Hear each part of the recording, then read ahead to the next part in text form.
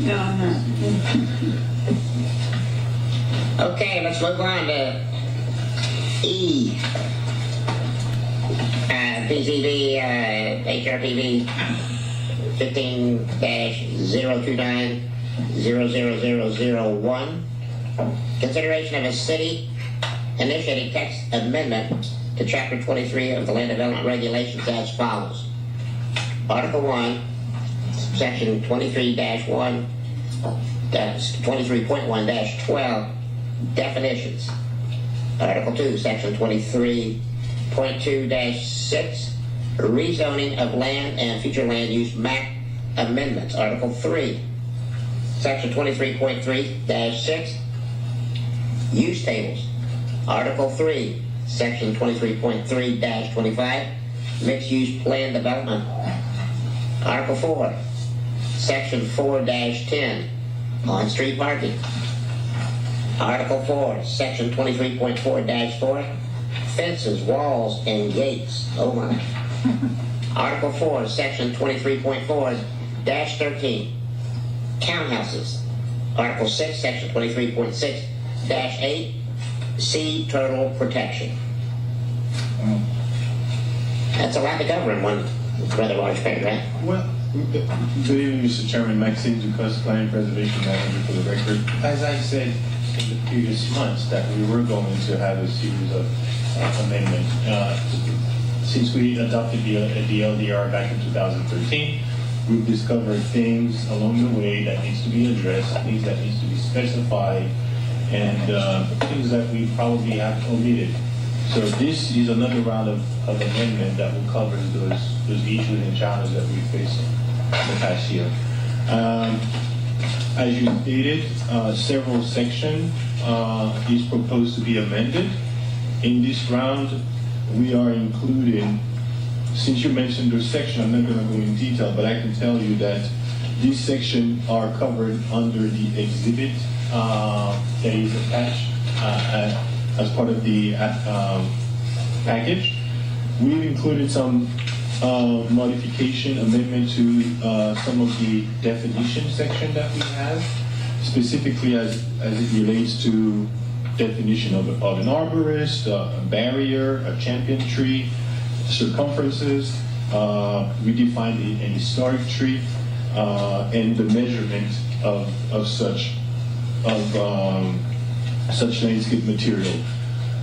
If you move forward to Exhibit B, Exhibit B is a section that we did not have in our LDR as it relates to rezoning and land use amendments. Those are a set of criteria so that an applicant can review and provide us response as they're proposing a rezoning or a land use amendment. That would facilitate compliance with our comprehensive plan as well. Exhibit, that's a whole new section. I'm sorry, what did you say about the comprehensive plan? It has to fit within the comprehensive plan. Exactly, right? that's what I meant.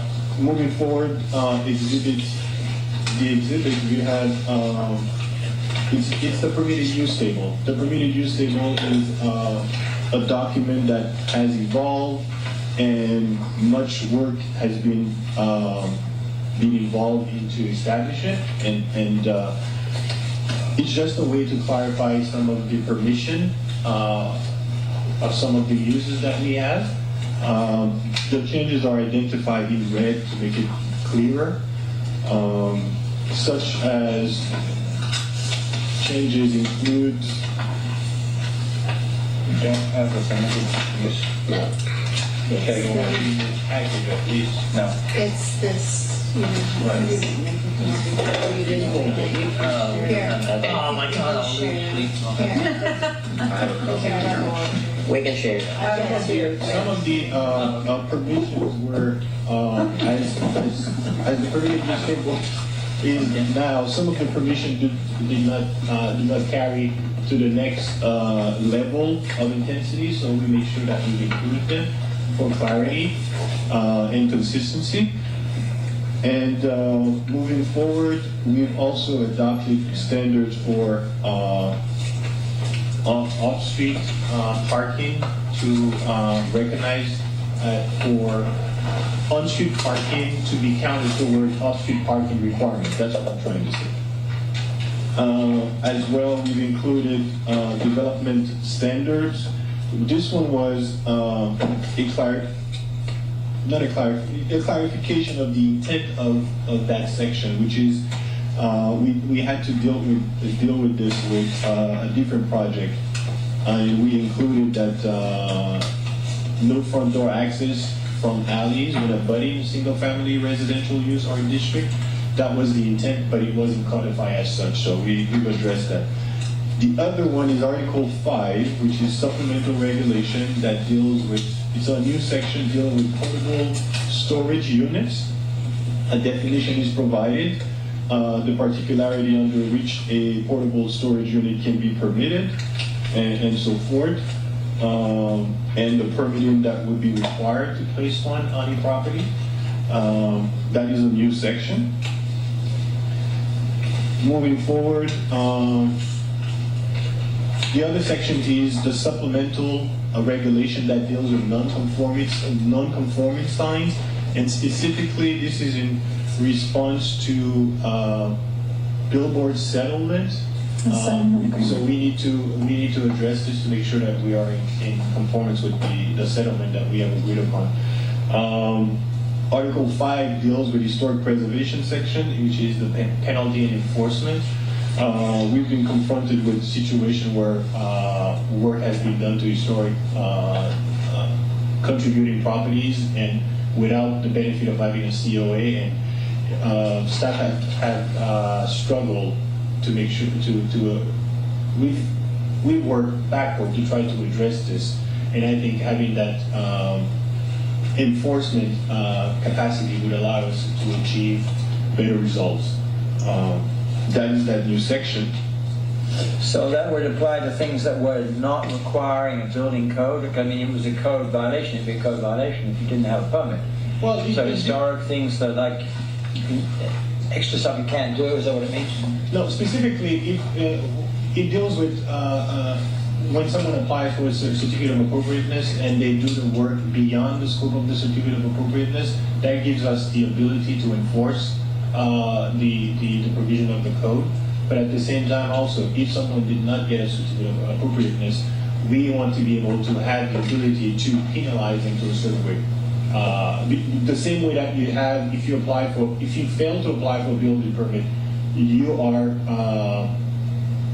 if I may use the term, liable to 4 times the building permit fee. So that's what we're trying to in right. So I guess my question wasn't very clear. What I mean is there are extra things that you would not need a building permit for, but if you're historical contributing, then you do need a permit. Because otherwise the whole thing is null and void because it already applies. No. So for example, if I change the color of my gutter and my house is historic, I'm not allowed to do that, right?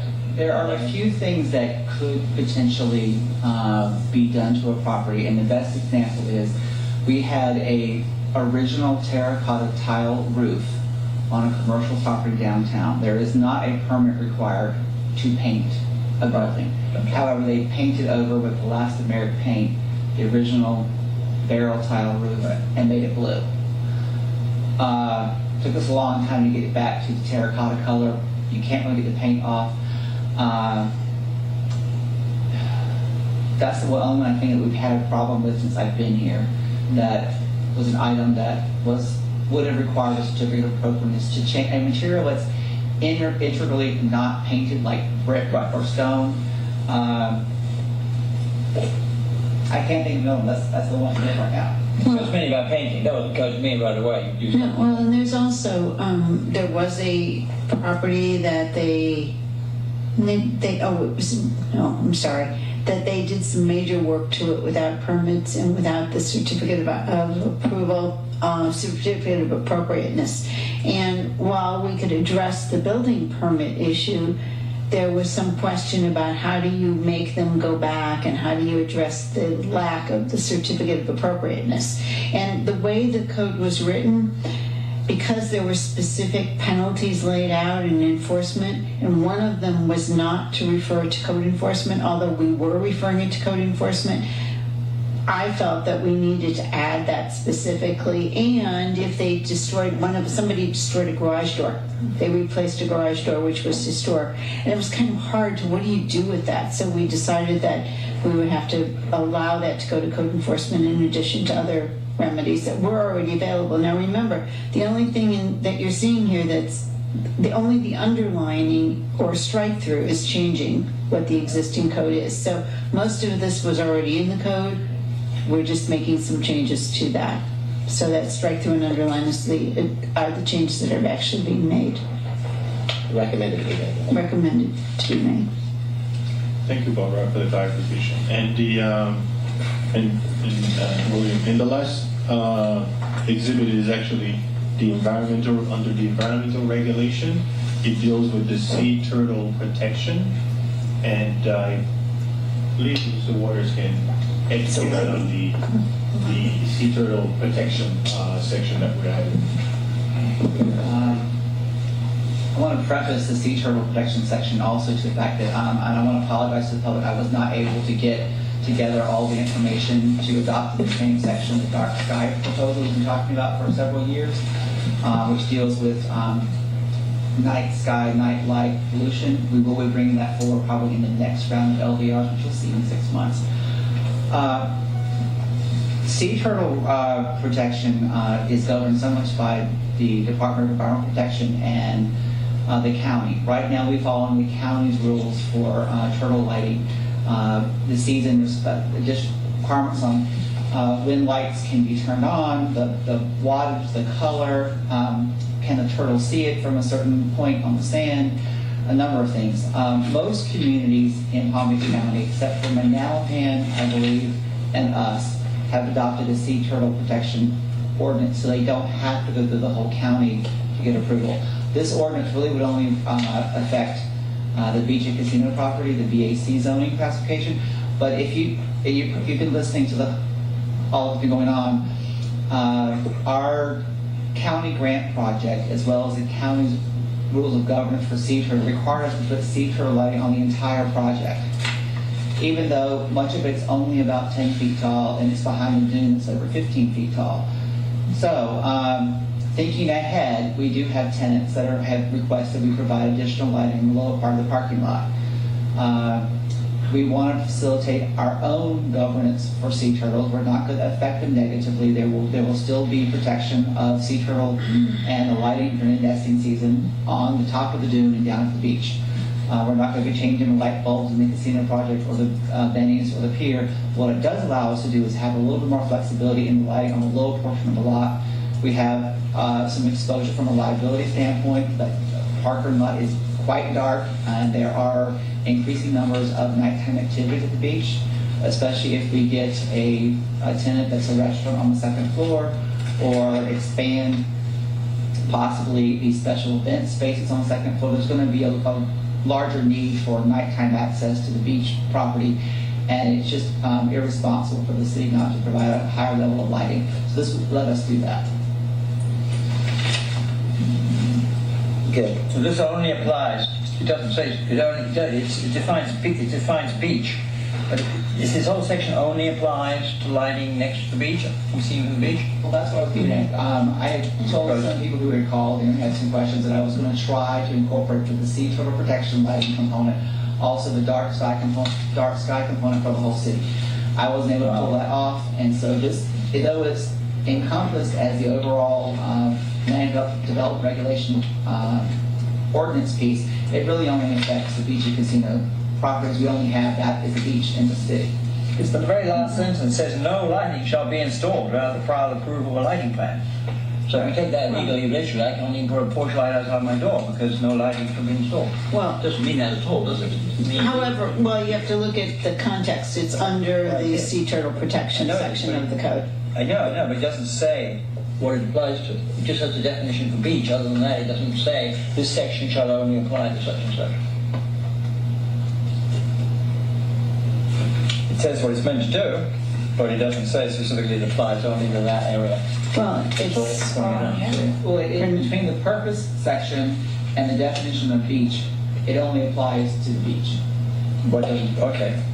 Then you should say this applies to the beach. It says beach means. It says definition purpose. So what I want to do is protect sea turtles. That's the purpose. Okay. Then there's a definition of what beach means. Well, good. But it doesn't say this specifically applies. I'm just being very annoying here, but it's true that codes are annoying, and you know, you could say it shouldn't say lighting plan. It means lighting at the beach. Not lighting plan. But you were saying you want to roll this into a dark sky thing, so down the road it is going to apply to. And we may have to amend this a little bit when that part is added. Because the dark sky thing is quite a bit more complicated, and it has different levels of lighting. If it's multifamily, commercial, or single-family residential, we would like to incorporate in that as well a lighting standard for the city. I keep getting criticized for this long-term Williams Rule goal, but I would love to see us adopt a uniform pole, a light fixture that we go through the city. You know, you're in Lake Worth when you see this light pole. Right. And even though we probably won't get there for 20 or 30 years, I'll be in a rocking chair or a wheelchair or something. That is my goal, is to get a uniform standard in the city that our light poles are all at least aesthetically pleasing. Well, how's the Siemens proposal going? Are we going to get one new lights? Don't know. I'm not really overly involved in that, except that I want it to look good. That will be coming up for discussion, so I would stay tuned with the City Commission on that. One other item that I just wanted to bring up, because you may get requests on it. We have been approached by some commercial entities to visit our sign code. As you may or may not be aware, we have a prohibition on signage being able to advertise businesses that's actually physically an animal or impersonating a person, and we don't allow people to advertise anything, which like people that spin signs. We have been asked to look at including maybe an expansion or a relaxation of that prohibition to allow an inanimate animal item to advertise a business. When I was first asked, I was going to say, i.e. what? that's where I got.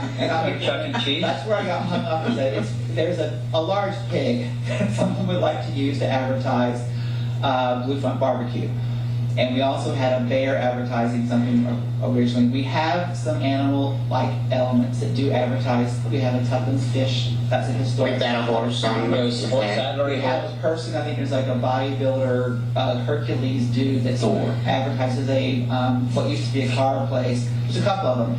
But when I got looking at trying to figure out how to define what this would be, questions came up in my mind of how large would it be? How many square feet could it cover? How many could a property have? Because you could just imagine a shopping